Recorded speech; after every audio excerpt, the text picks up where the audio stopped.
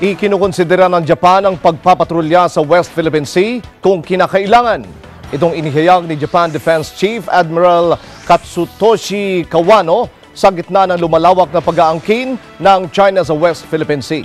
Samantala, ang Department of National Defense handang bumili ng P-3C Orion surveillance plane sa Japan para gamitin sa pagbabantay sa West Philippine Sea. Si Sofia Okut sa report.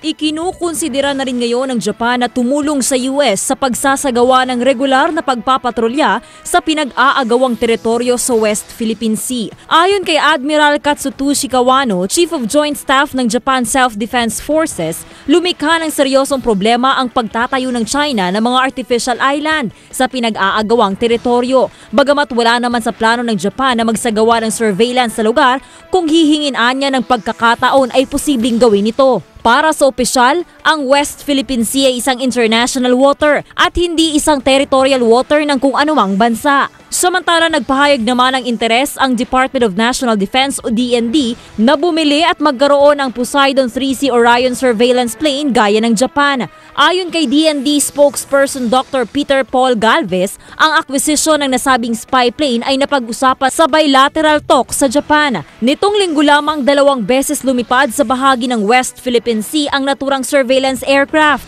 kaugnay sa isinasagawang joint naval drills sa pagitan ng Pilipinas at Japan. Ang Orion ay may kakayanang makadetect ng mga submarine at iba pang mga bagay sa ilalim ng tubig. Samantala, matapos ang joint exercises ng Japan at Pilipinas, nagsagawa rin ng bukod na pagsasanay ang US at nangakong magpapadala rin ng aircraft at mga naval ships para labanan ang pilit na pag-aangkin ng China. Sofia Okut, Eagle News.